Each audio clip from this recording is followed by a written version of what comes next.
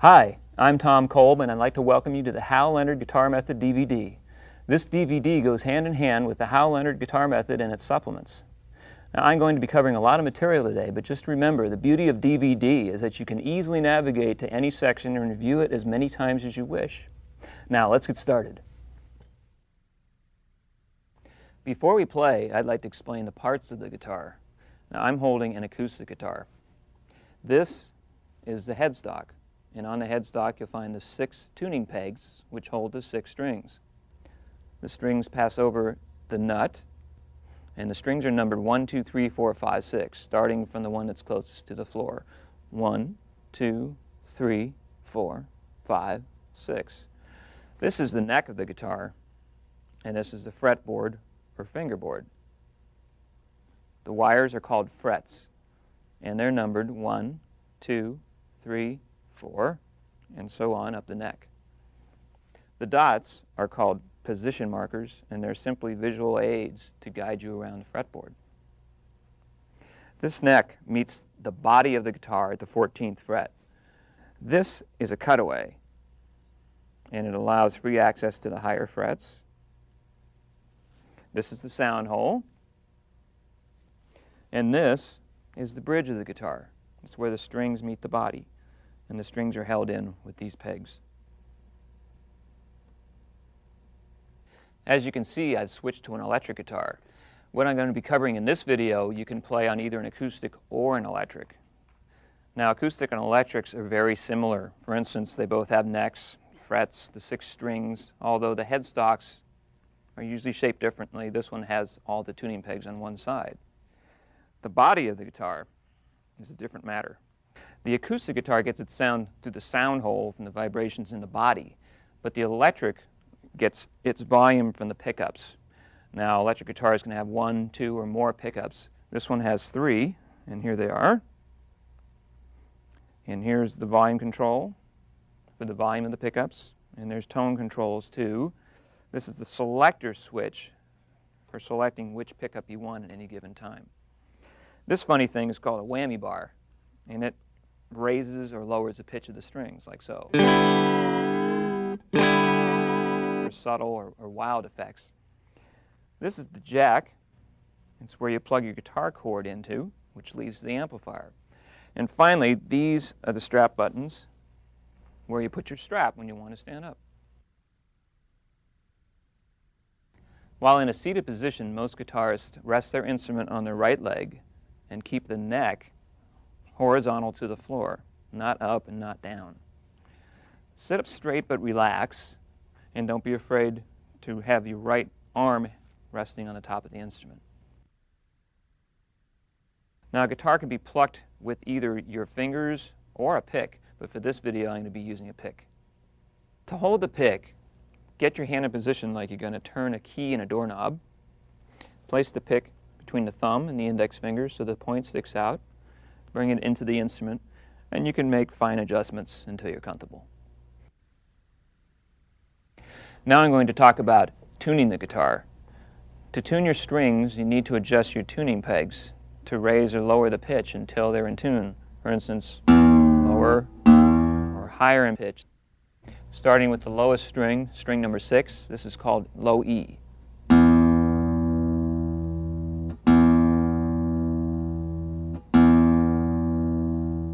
This is the 5th string, or A string.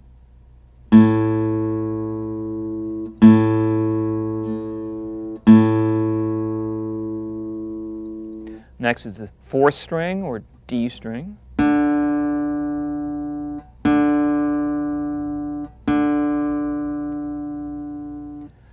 The 3rd string is called G.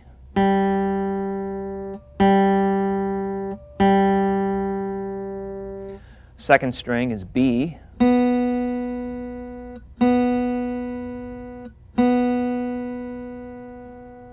And the 1st string is high E.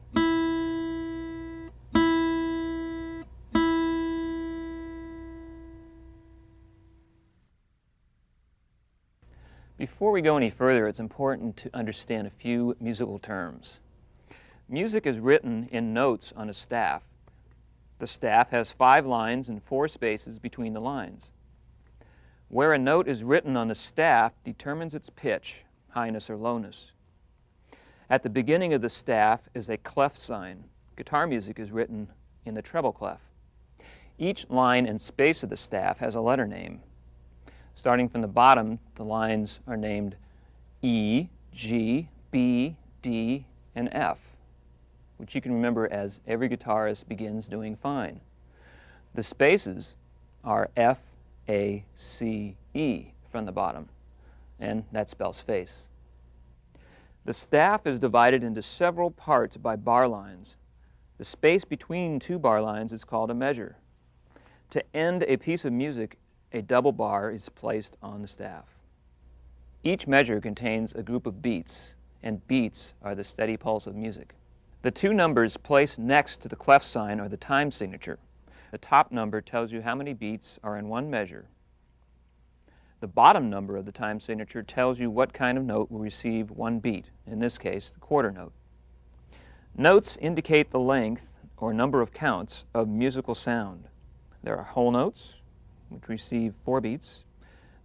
The half note receives 2 beats, and the quarter note gets 1 beat. When different notes are placed on different lines or spaces of the staff, you will know the pitch of each note and how long to play it. Let's move on to a rhythm example that uses a mixture of whole notes, half notes, and quarter notes. I'm going to perform this on the high E string, and I want you to follow along to the music at the bottom of the screen. 1, 2, 3, 4. 3, 4. 1, 2, 3, 4. 1, 2, 3, 4. 1, 2, 3, 4. Now let's play it together. Remember to tap your foot and keep counting to 4. Here we go. 1, 2, ready. 1, 2, 3, 4. 1, 2, 3, 4. 1, 2, 3, 4. 1, 2, 3, 4. There are 3 notes on the high E string in open position. They are E, F, and G. E is the top space. F is the top line. And G is just above the staff. On the fretboard, E corresponds to the open first string. F is played at the first fret with the first finger. Not actually on the fret wire itself, but behind it towards the nut. Press firmly and add pressure with help of your thumb behind the neck. G is at the 3rd fret, played with the 3rd finger.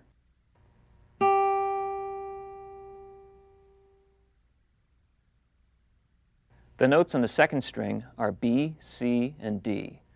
B is the note in the middle line. C is the 3rd space, and D is the 4th line on the staff. On the fretboard, B corresponds to the open 2nd string. C is at the 1st fret of the 2nd string, and D is at the 3rd fret.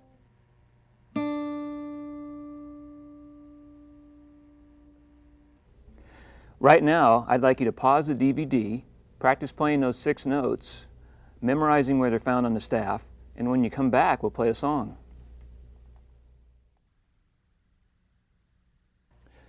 The first song we're going to play together is Ode to Joy from Beethoven's 9th Symphony. First at a slow tempo, and then again at a faster tempo. You'll hear 4 clicks of the metronome, and then we'll begin.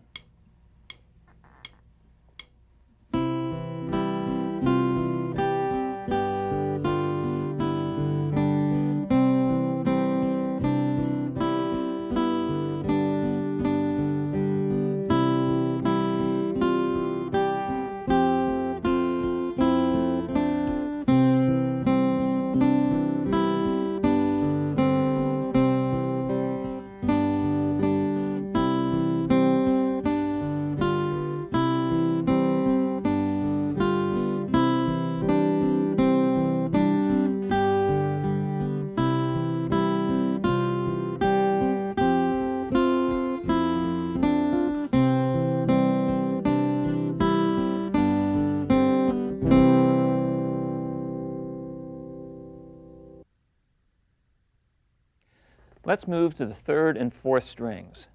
In open position, we're only dealing with two notes on the G string, G and A. On the staff, G is the second line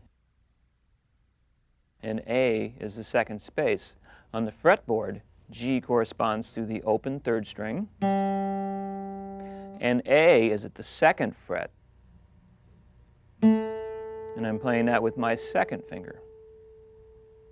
D, E, and F are the notes found on the fourth string.